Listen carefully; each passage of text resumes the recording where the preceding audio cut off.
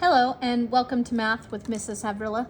This is Mrs. Havrilla, and today we're going to be going over the Unit 1 Lesson 4 homework sheet. Today in this unit we used multiplication when talking about layers to find the volume of rectangular prisms. So we can see here we have a rectangular prism that has been separated into 4 different layers. It's telling us that the volume is 48. And in order to figure that out, they looked at the base. So they looked at one of these layers and they realized that it was made up of 12 unit cubes. And then they realized, well, there's 4 of those layers. So 12 cubes in a layer times 4 layers gave them 48, 12 times 4. Today we're going to be doing that with a couple of rectangular prisms, starting with number 1. For number 1, we have a select all.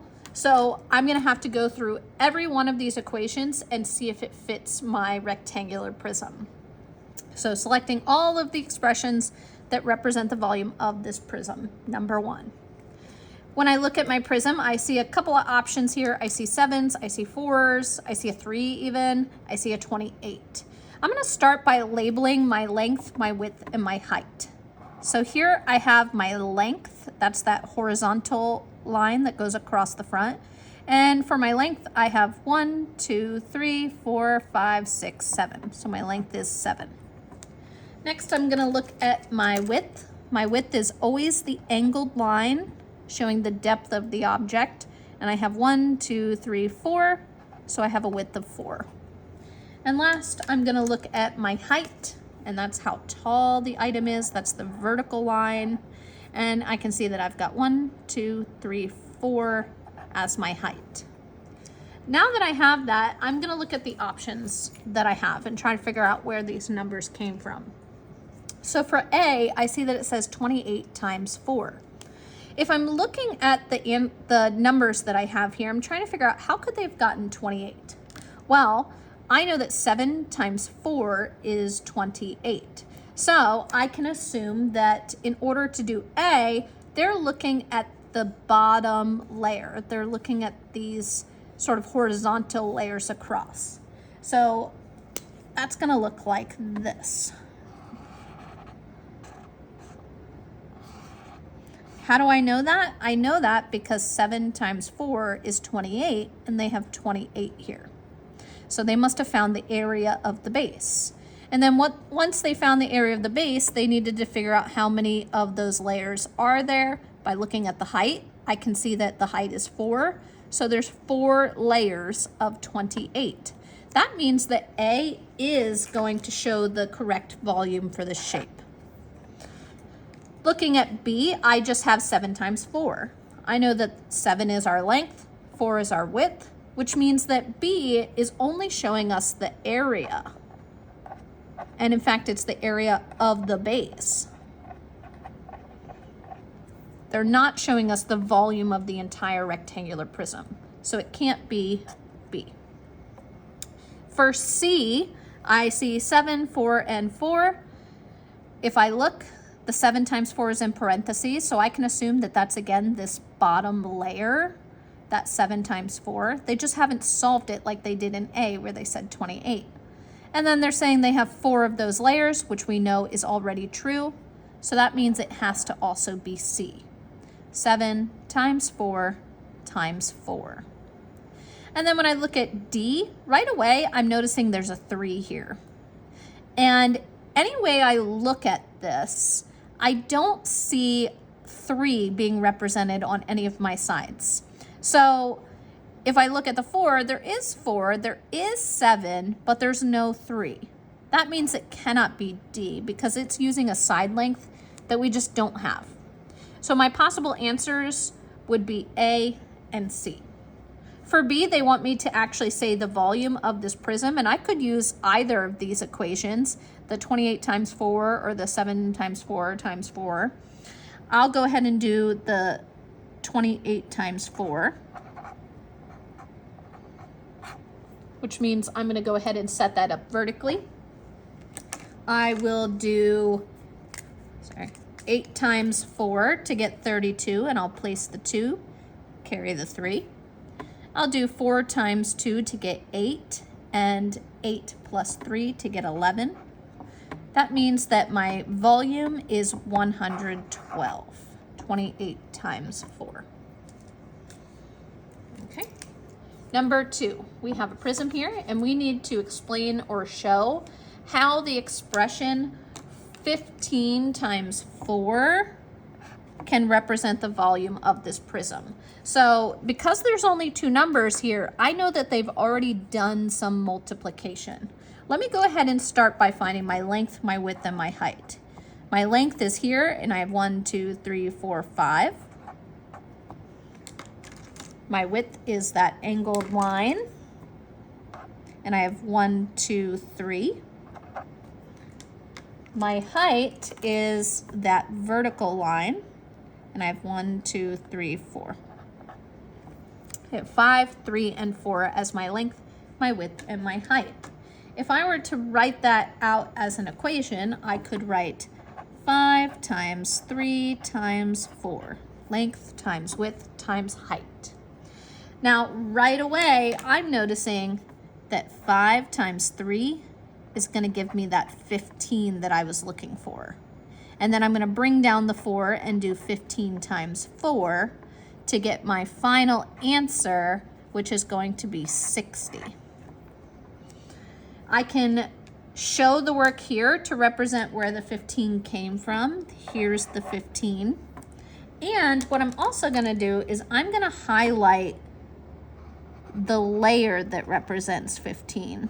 And if you don't have a highlighter to do this, you could use a colored pencil, a crayon, or you could even shade it in lightly with your pencil to show that this is that layer of 15, and they're multiplying it by 4 layers, 15 times 4. Flipping over to the back, I have a prism that I can see is not completely full. I have to imagine that this prism is going to get filled up. 3 tells me how many unit cubes would this rectangular prism hold if it was completely filled. So even though it's not completely filled, I'm still going to find my length, my width, and my height to imagine that it is. So here's my length, it's 2. Here's my width, it's 1, 2, 3, 4, 5, 6, 7. And here vertically is my height, 1, 2, 3, 4. If I'm imagining this is completely filled, then I'm gonna do my multiplication, length times width times height, to find the volume. And they actually want me to write that expression here, so I'll write it out. Length times width times height. Now to solve that, I know that 2 times 7 equals 14. And then all I have to do is take that 14 and multiply it times 4, which if I'm doing that in my head, I could do 10 times 4, which is 40, 4 times 4, which is 16, and do 40 plus 16 to get 56. So my volume would be 56 if it was completely filled. Because remember, they want us to imagine it is completely filled up, even though it's not. Thankfully, they showed us the length, the width, and height, so we were able to figure that out. Number 4, Kaya is stacking cubed-shaped boxes in a rectangular-shaped storage bin. It says, how many more cube-shaped boxes can Kaya put in the top layer of the storage bin to fill it completely? So we can kind of see this translucent bin up here, meaning it's sort of invisible. We can see through it, and we can see there's no cubes in there, but we can see all the cubes underneath. So in order to figure out how many cubes are going to fit in this last layer, I need to figure out how many fit in one layer. So I'm going to look here at the bottom. I'll go ahead and highlight that layer so that I can figure out how many will fit up top. First, I'll go ahead and find my length, which is the horizontal line. I have 1, 2, 3, 4, 5, 6, 7, 8, 9, 10.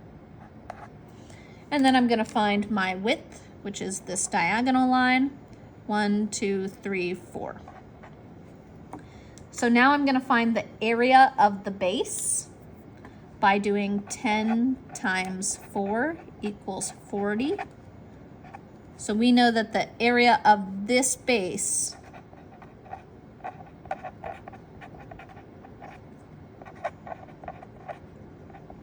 is 40.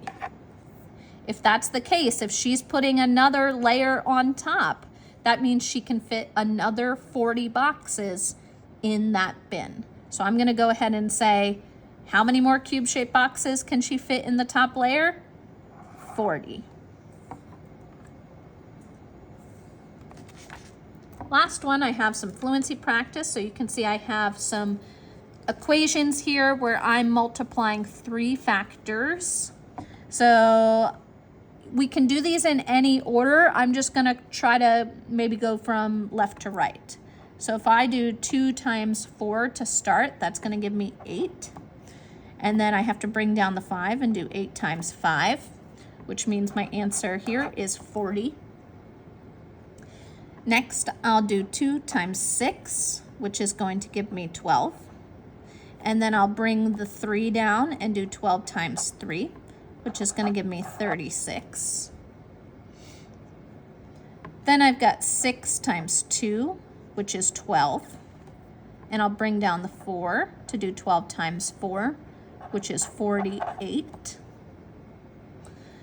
Then I have 2 times 6, which is 12, times 2 is going to give me 24.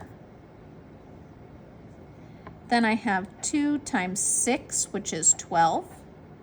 And then 12 times 8, which is going to give me, let me do that in my head real quick. 10 times 8 is 80. 2 times 8 is 16, so it's 96. Then I have 4 times 4 here, which is 16. Bring down my 2, 16 times 2, and I'm going to get 32. Then I have 4 times 5, which is 20, and 20 times 4, which is going to be 80. I have 4 times 3, which is 12, and then I have 12 times 5, which is 60. Then I have 4 times 7, which is 28. And then I can do 28 times 2 by doing 20 times 2 for 40, 8 times 2 for 16. 40 and 16 is 56. And last, I've got 4 times 8, which is going to give me 32, times 2 is going to give me 64. And that is my fluency practice for today. That's all we have for today's lesson, so be sure to check in again next time for help with your homework.